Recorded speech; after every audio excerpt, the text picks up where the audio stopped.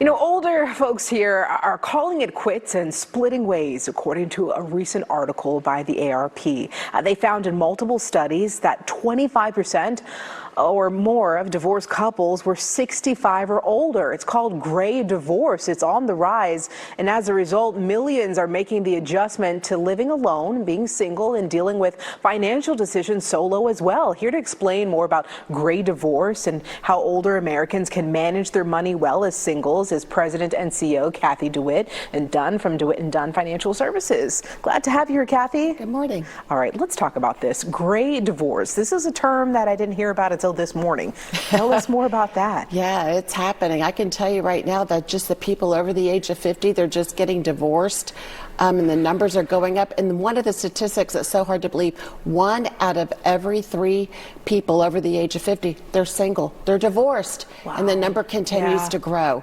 And it's just kind of really a reflection of where we are in the economy. And, you know, a lot of women, when, you know, they're now working, they feel independent. And, you know, just in case they get divorced, they're a little bit more financially secure. So things have changed from generations previously. You know, sometimes your financial advisor can also be your psychologist and therapist as well. So I'm sure you've heard many of the reasons why people are doing this. Oh, absolutely. I think it's just more independence and people are growing apart. And I mean, it's such a challenge, but then you really have to look at the reality of the situation when you've decided to become divorced. Makes sense. Let's talk about the important financial considerations for those going through a gray divorce at an older age. Yeah, I think one of the big things that we have to take a look at is the estate part of the transaction as well as the debt. So we need to take a look at how much debt we have, what are our assets, our liabilities. We need to update our wills, our medical power of attorneys, our direct advances, and as well as we need to change our beneficiaries. So those are some of the things that we need to take a look at. And key things to take a look at and be proactive about that as well.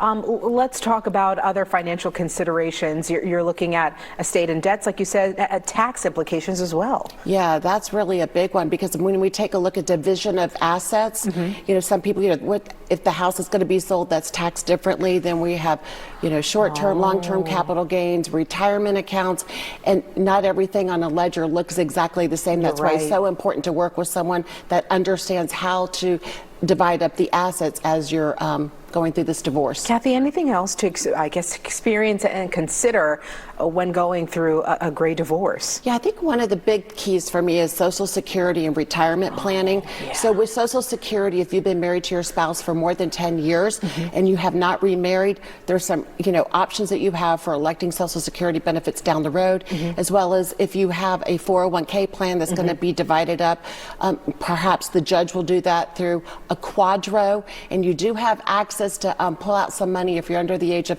59 and a half without the penalty. And you know, being a certified divorce financial analyst, having my clients come in, talking to them, making sure that they understand the tax implications and making sure that they don't forget things. You know, it's very important because that could be a very costly mistake on top of the emotional component. A lot to take into consideration there. Cathy, how can someone reach out to you?